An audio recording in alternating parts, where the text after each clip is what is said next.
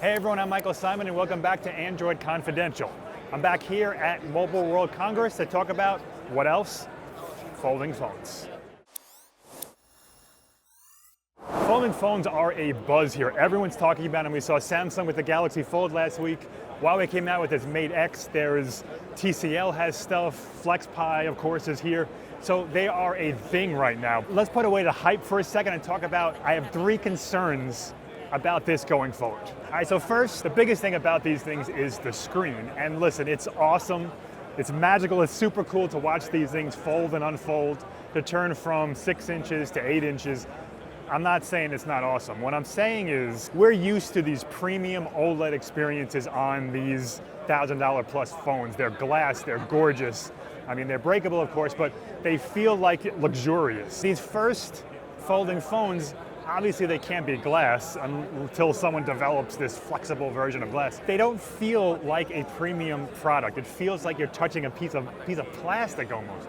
Like a real smooth, a real glossy piece of plastic. But your finger, the tactile sensation you get with it, it's way different than what we're used to. And I'm talking second, third, fourth generation of this type of display. That's when it'll really start to feel like a high-end product. And then there's battery life. So these things, they have big batteries. The Huawei Mate X has a 4,500 milliamp hour one. The Galaxy Fold's a little bit smaller. Those are great if you have a 6.2 inch smartphone. There's two things going on here. You got a 6.2, it opens up to 8, 7.5. That's a lot of pixels. And these are, on the Mate X is a 4K screen. These are big, big screens. And if you're gonna use it in tablet mode, for, I don't know, 4 or 5 hours a day, you're gonna have to charge this thing a few times. So I think the use case is that you're gonna use it as a phone most of the time because you're just not gonna have that all day battery life that we're used to. Finally, just the whole usability of this thing. Now, I've never thought to myself, man, I wish my 6.2 inch smartphone was a little bit bigger. It just doesn't happen. When they come out with bigger phones, I like them. But I've never been using it and said, man, I want to do this, and I wish I had another inch. However, when I use my 12-inch tablet, I always wish it was smaller.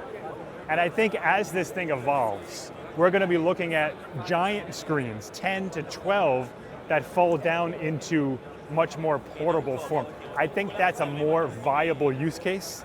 Rather than a 6-inch phone to a 7.5-inch tablet, you're getting a little bit more space. It's a different ratio, different dimensions, and again, it's cool. I'll use it sometimes if there's a full screen video, if I want to, I don't know, use a larger version of an app.